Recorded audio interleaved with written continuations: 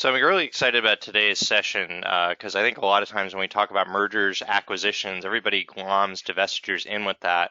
But those of you here probably are firsthand experiencing or have experienced that's not the case. So today we're going to talk about what's different in a divestiture. So in today's agenda, I am going to quickly go over Quadrotech in 120 seconds. Just if something is of interest, you can reach out to us afterwards. But I'm going to review why are we here? How do we get here in this problem of divestitures in Office 365 and why they're a challenge? We're going to talk about data collection and security, separation methods, questions that you need to ask your leadership. This is a good checkbox items. You probably have your own as well, but these are things that, especially if you haven't had one before, you might want to ask. And also setting user expectations, and as Chris said, live Q&A. We love questions, so feel free to submit them, and we'll try to get to as many as we possibly can. So the one slide on Quadrotech is these are our three big pieces of business that we do here at Quadrotech. In the migration and modernize category, we do enterprise migrations into Office 365 or getting rid of some legacy systems. So things like Veritas Enterprise Vault, EMC Source 1, those systems into Office 365 or on-prem Exchange. We also have a very robust PST migration solution, probably the most robust on the market, where it'll actually go out, scan for all the PST files, look at who they belong to, and then in a organized manner migrate them into Office 365 without end user impact. We also have what we're going to touch a little bit today is our tenant-to-tenant migration product, which is Cloud Commander, which is the engine behind these Office 365 divestitures when we do them. We're not really going to be doing a product-facing demo or anything like that today. We're just going to be talking conceptually on how to do these Office 365 divestitures. And then finally, in the optimized category is our reporting and analytics products. It used to be Radar Reporting and Autopilot. It's now Nova, which brings together really rich reporting, delegated administration, and a lot of other aspects. And I use this product very specifically in the tenant-to-tenant migration space to scope my projects. And for divestitures, where the scoping is so very important, that helps me a lot with these projects. But back to the topic at hand. So we talk about how did we get here? These are the common divestiture scenarios that we are probably all of us on the call have dealt with or are dealing with or have one coming down. We sold off all our business in a certain country. So we went in, entered a certain market, didn't work out, or we no longer want to be in that market and we sell off a division. We're separating out a division into a new company that we own. So maybe that's because we know we want to sell it in the future, or we're just trying to separate and streamline whatever the business process may be. But sometimes we spin off a section of business. And again, it might be acquired later, but we're going to separate those walls today.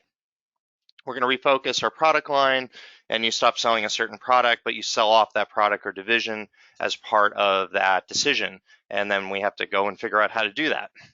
There's other scenarios as well. And again, as we mentioned at the beginning, the divestitures are kind of assumed to be the same as M&A. And obviously, a lot of times when you acquire, you're acquiring a piece of business. And this kind of makes it a little different. When we talk about from a technology standpoint on why divestitures are so different from merger and acquisition is we have the same limited options in the tenant-to-tenant space. For those that were on a webinar a few weeks ago, when we talked about multi-tenant migration, which we'll send a link to after as well, there's some limited options in the tenant-to-tenant migration space. And with so many organizations on Office 365, we're probably divesting and acquiring into another Office 365 tenant. So, but what makes this even harder is we still can't use some of even these options, as limited as they are, because of the security and limitations that we have. And what that comes down to is we don't want to overshare. We are separate companies. We don't want to give system access. We're going to, put the data into a little box and you can come get that box, that kind of situation. So, certainly we're friendly, but we're really not in a fully collaborative situation because we're external parties. And this really makes it complicated. When we review the normal tenant-to-tenant migration space, these are the steps that we go through. And for a divestiture, we're going to go through these same steps, but it's a little more complicated at the beginning and the end. And when the analyze and scope aspect, we have to go find all the data associated with this segment of business, the people, and out of the shared repositories and the systems, go through these other aspects, and then we've got to power it down in a certain way as well. Just like in a tenant-to-tenant migration, you have to plan for your decommission. When it comes to the divestiture, it's a little different because we're not going to be just powering down the system. And there's a lot of things that have to be addressed as part of the TSA, which we'll talk about in another section here, that needs to be covered. So it's important to remember our roots when we're doing a tenant-to-tenant migration or a normal merger acquisition. But these categories and these issues on the previous screen really impact our ability to do this in a normal merger acquisition scenario. So let's talk about how to collect data and the security aspects of the data transfer. At some point, we have to export and send the data. And this is counter to all of the data security measures that we put in to protect so that somebody doesn't just take our data and walk away. So we have to take down this wall. And the only other time that we do this is probably for e-discovery of this kind of mass, when we will maybe do a large export, send it to a firm for analysis, or do the advanced E5 analysis and then send that to a court or an attorney. When we're talking about this case, we have to do even larger. And there are a few options, but at the end of the day, it comes back to trains, planes, and automobiles, putting it on a physical piece of media and getting it there. And those of us that have done those, midnight meet at the airport, whatever it may be to get a hard drive wherever it needed to be back in the day. And of course, now we've got better digital options. But as I'm going to talk, sometimes those still are limited. What we want to keep in mind is the data transfer, typically in a divestiture, that symbolizes the transfer of the organization. Data is everything. And in a lot of cases, when there's not a physical building changing hands, the data transfer is it. And it's a key part of the contract and fulfilling the needs of the contract as part of the divestiture.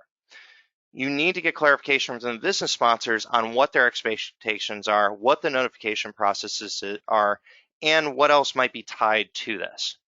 And as always, hopefully we have a project manager for this. It's always important to have project management resources for these kinds of situations, but you want to ensure that that is in the plan so that everybody is well communicated. When we talk about trains, planes, and automobiles and transferring the physical data, we're talking about, this classic option where when bandwidth wasn't really, plentiful or at the rate that it is, that was really our only options. But still, a lot of our contracts still require it. So it sometimes, I've been involved in projects where we'll send it digitally, but then still FedEx a hard drive or whatever it might be. When we talk about this is doing hard drives, flash drives, or other media.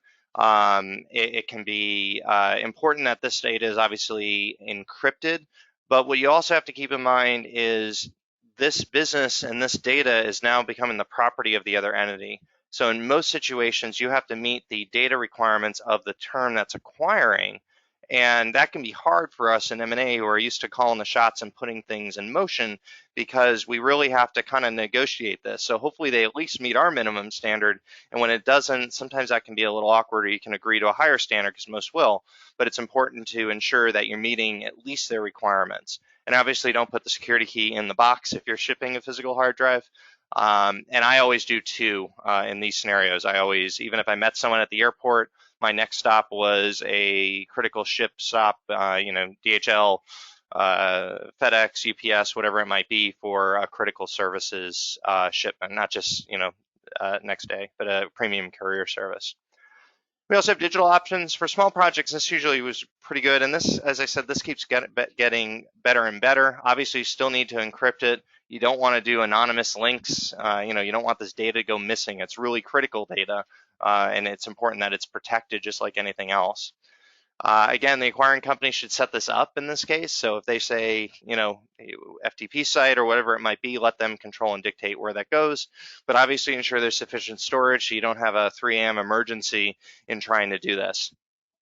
Just like, sometimes when I did a physical transfer of a drive, you would have them sign a sheet of paper that they took the drive. You need some sort of digital, usually it's just an email, but finding out what that acceptable sign-off process is and getting it in the project plan. And again, having a backup for shipping might be in play. For either option, you want to ensure you understand the destruction timelines in the TSA. So how long do I have to keep the source data? So as we're planning and doing the analyzing and scoping of data, we want to ensure that that's being taken care of. And you also need to understand what notifications are done, as we mentioned. And there's another section we're going to talk about the legal aspects later in the program here. And again, just a reminder that normally the acquiring company is going to set the options. So let's talk about separation methods. And admittedly, this is kind of probably where most people are struggling and still has struggled, and it's always a case-by-case basis. But when we talk about the common options for taking 365 and divesting, we have to go find this data. And this really kind of falls into two boats. And I call the other one discovery, but there's some new options that are popping up that can help here as well, more than just the discovery tools. We're going to use that as our main base here. The first one is user driven. And this, for most organizations, this still is the most common that I see. And I think practically we're going to see it for a while. And for a lot of divestitures, this is all that's needed. Creating folders in users' mailboxes and OneDrive and SharePoint, and having users move the data into those folders and spot checking them for compliance and moving them. This is a pretty good plan because it gives users confidence and comfort that their data is going. So they're doing something, they're packing their boxes for the move. And it allows the business to help define what goes in there and a little bit of protection for being able to scan those specific areas. It also allows for users that are working on multiple pieces of business and they're going with the divestiture that they can ensure they have what they need, but the stuff they don't need or shouldn't be taking is left behind. The other option is the discovery aspect, which we're going to talk in more detail on another slide here, where we look for what can move and we only do it. So we essentially do an e-discovery search and put in the terms and migrate it. This doesn't have a lot of user impact or input to do it. It needs the business input because they've got to define it very well, but there's some challenges with this approach. The other thing you have to keep in mind is we're just talking about Office 365 in this webinar. There's a lot more to a company's digital assets than just Office 365. So you're likely going to have structured systems that are going to have to migrate. You might have a portion of Salesforce or another CRM system. You might have a product catalog or product database that needs to go with this. There's probably going to be other systems that are out of scope. So a lot of times, or out of scope of this conversation, but certainly in scope for your project. What's important to understand is these systems might be tied to your project. And so what we have found, the organizations that have the best result here are doing end user interviews with team leads, tech leads, and people that are right on the front line to understand, did we get everything? So what does your day look like? What systems are you in? Can you share your screen and show this to me so that you can kind of do a very good audit of what's going on and come to an agreement on these other systems. When we talk about that user-driven process, which again, this is, even though it's the least technical, it's the most common that we see, you want to ensure that IT is creating that folder so there's no spelling or space issues, or it's not in a different subfolder or somewhere where you miss it. But also, too, in the communications, you can tell users, if you don't have this folder, please open a case, because if you didn't create the folder, you don't necessarily know that that user is part of the migration. So it's important that you create it. But in this, you want the business to do clear communications on what data can move and what data isn't. And you need that buy-in on what that is so that everything is known, so you're not oversharing again. When we talk about the discovery process, this is, the analysts all talk about this option, and it certainly is exciting. And for highly regulated situations, it certainly has merit, particularly for users that are, working on multiple projects, or you're divesting to a competitor. The idea of doing a, really robust e-discovery search is really attractive. But we're still not quite there yet. You still need someone to define the terms for the search. For a legal case, this is easy-ish, because you have a scope for litigation and it's a little easier to do it. But in this case, you don't know what you don't know. So getting all this data can be difficult. You need someone with a lot of org knowledge and a lot of knowledge of user behavior. So if you're doing, a 30 user divestiture, that might be easier. If you're divesting thousands of users, it's going to be really hard with accuracy to feed an e-discovery engine in this case. So, and again, it makes it hard because companies operate not as if we're going to divest tomorrow. So I don't keep all my items well segmented. And if we suddenly divested a section of business, I wouldn't necessarily, have operated knowing that for at least for a period of time.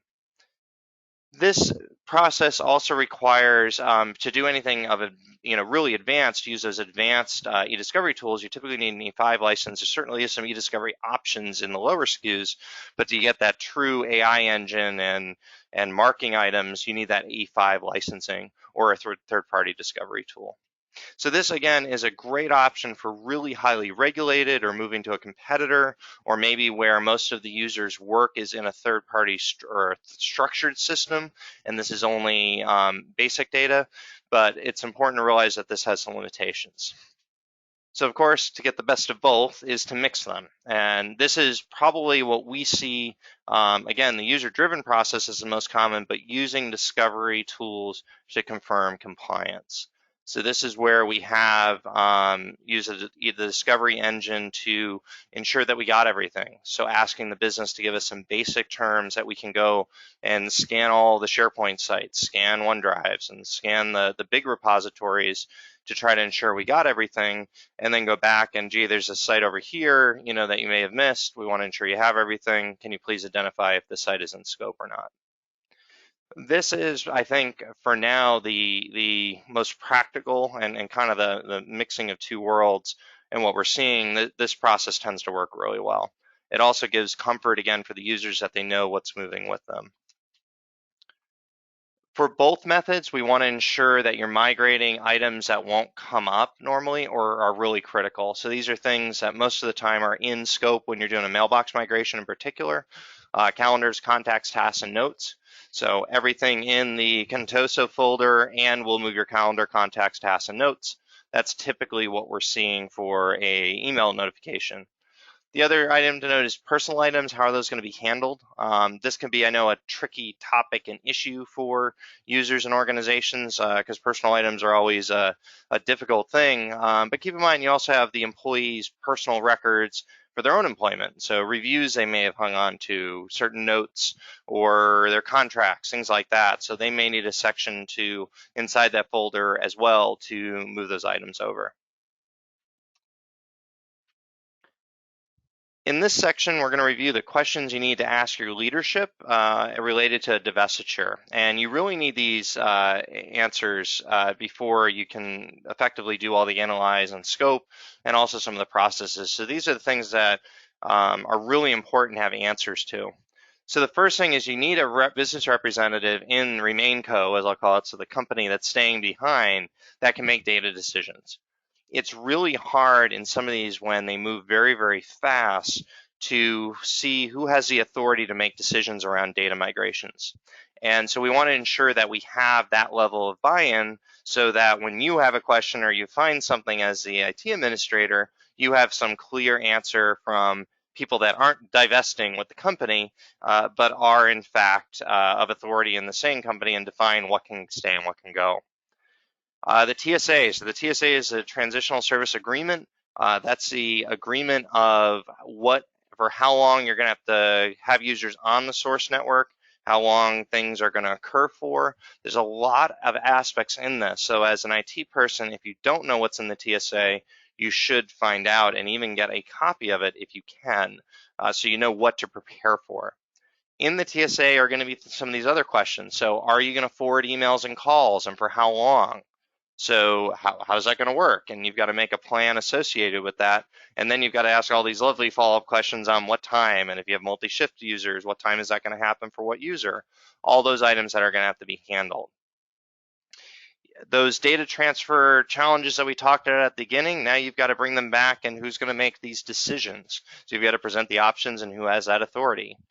What are the security concerns? Are there items that need to be scanned? So are you going to have to do those discovery scans? Is there certain data that is really out of scope or wasn't part of the business deal that has to be left out because we don't want it to go to the other company? One of the challenges with calendar items is they have attachments. So we talked earlier, you should move user calendars because it's important so that they have it, and that's true. But there's a little hole in that where that has all the attachments in it for some behavior is to attach the meeting invite. So sometimes that can include other data. So somebody has to make that decision on what's acceptable.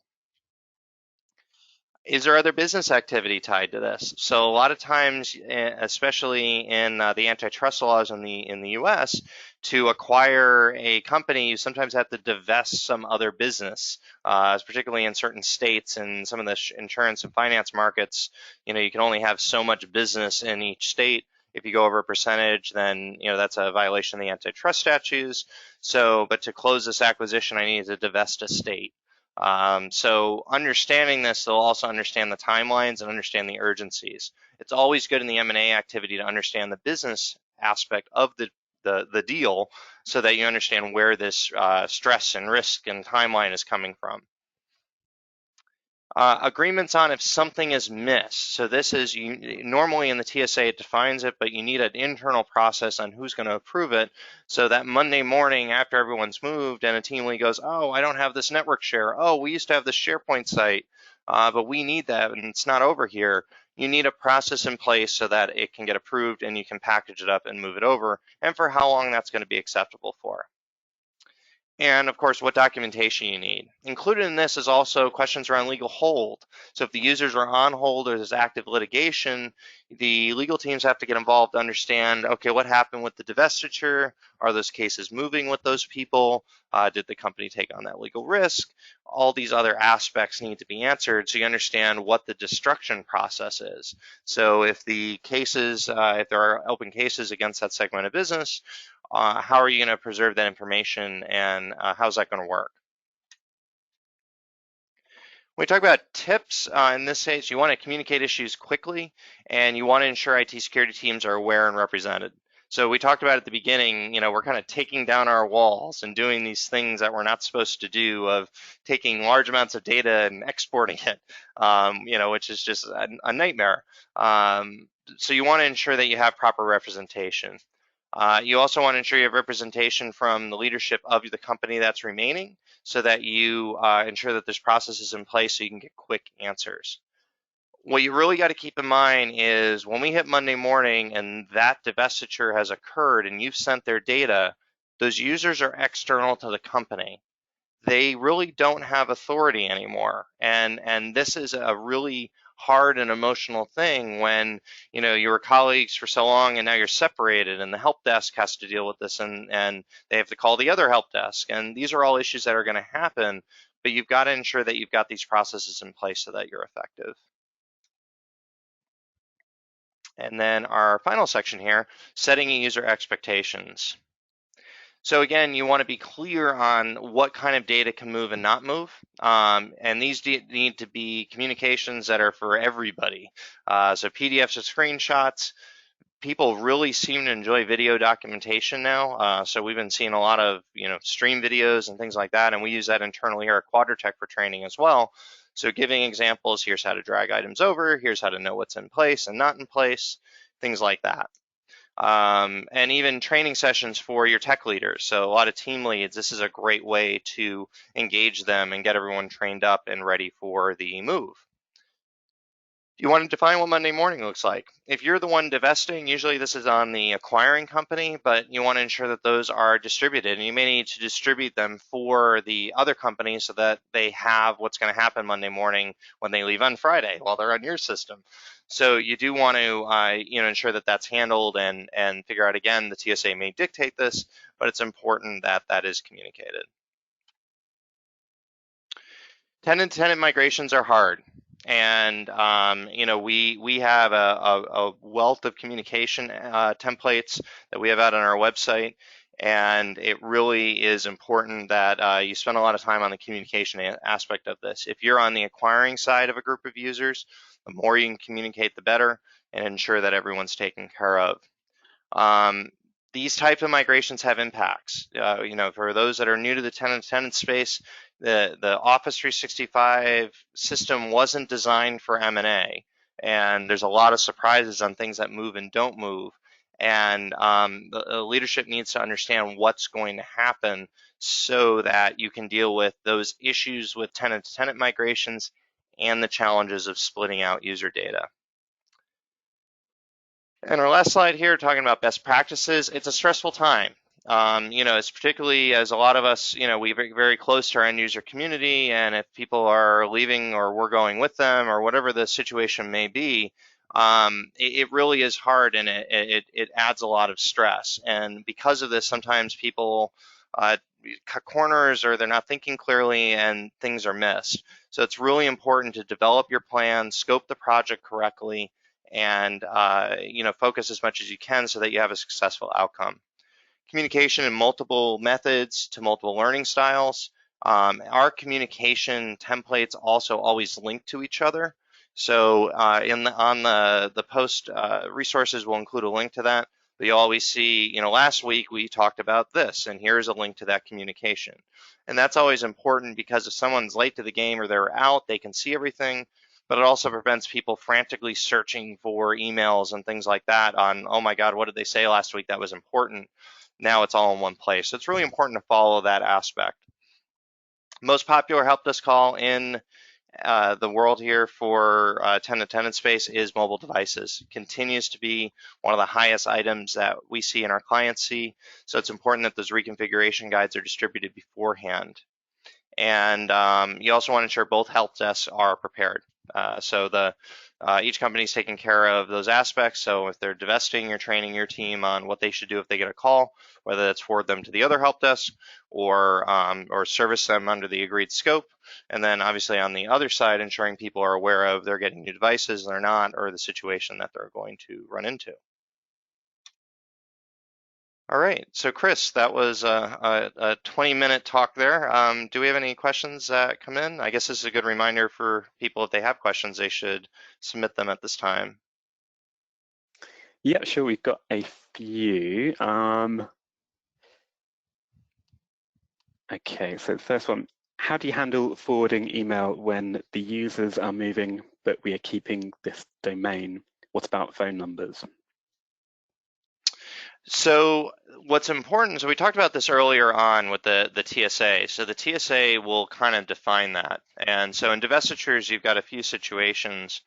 One is they're taking that email domain with them to the new tenant, and they're taking ownership of that brand. So this is common, I guess, if you've got a product line that's being spun off. And that's, you just, Friday night, you eject the domain and give them the domain and they reassign it on the other side. For organizations where they're not taking on, or they're taking on new branding, they're taking on the new company branding. Monday, we're now all part of this company. Usually you have to forward that mail, and that depends on your configuration. So if you have a message hygiene product in front of Exchange Online Protection, like Mimecast or Proofpoint, then you can do forwarders there. There is some forwarding you can do in Office 365 as well to redirect that mail, and the TSA will tell you for how long. Phone is complicated depending on your configuration. If you're doing a full E5 license, this gets complicated because those exchanges are typically tied to the tenant, and those numbers are typically tied. So if you have a phone provider, usually you have to work with them to do forwarding, which I know is pretty expensive in a lot of cases. So usually it's just forwarding to their new number for a period of time based on the TSA. So a lot of those are, I guess, situational based, but certainly challenges. Okay, thank you for that. Next question, how do we cut a drive from Office 365 to ship? Okay. So this for there's a few options.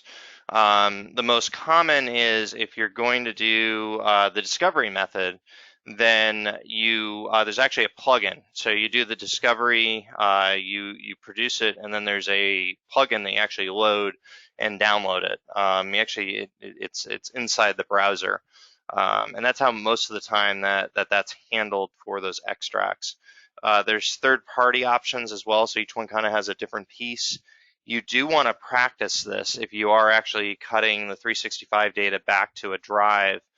You certainly want to practice it and ensure that the organization can accept it. I guess that's a portion we didn't include here, is actually testing this plan is important end to end so that you ensure that they can read the format, whatever you send it to them, particularly if they're going through, I guess, G Suite or another product. Cool, thank you. And Next question, how can we reconfigure the Outlook app on personal phones? So on personal phones, that's a challenge. And as we mentioned at the end, mobile devices are the number one piece. There's really not a lot of control. Some organizations will, if you're using Intune or another mobile device management solution like Mobile Iron or Good, you can kill the device or reset the device, and actually that's part of what you've got to decide for data security what you're going to do. A lot of times you'll remove those devices ahead of time so that then they just re-enroll in the new system. Even if the user's domain is moving, it's important to keep in mind that their identities don't move. They just kind of look like what they used to be. So the user will log in with the same name, but that's actually a new account. So particularly in the mobile device space, the users are going to have to reset up those accounts.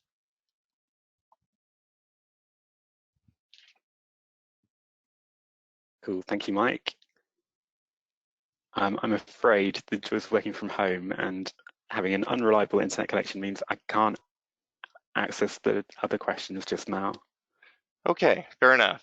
So if you do have other questions, feel free to submit them on our info site, and we're happy to look at them.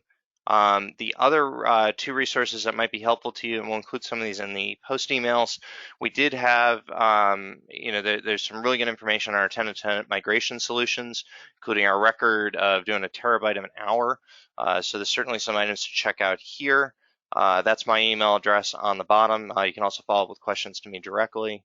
And then we also have, for more content like this, for help in doing merger acquisition and divestiture work, our MAD Content Hub. And this includes some really interesting material, not only the tech material, but also our series on Method to the Madness, which is a series I'm really proud of doing with the change management specialist, MJ Flanagan, on a methodology for merger acquisition and divestiture projects. So I think that's all we have. Chris, thanks for the session, and thanks everyone for joining. Thank you, Mike.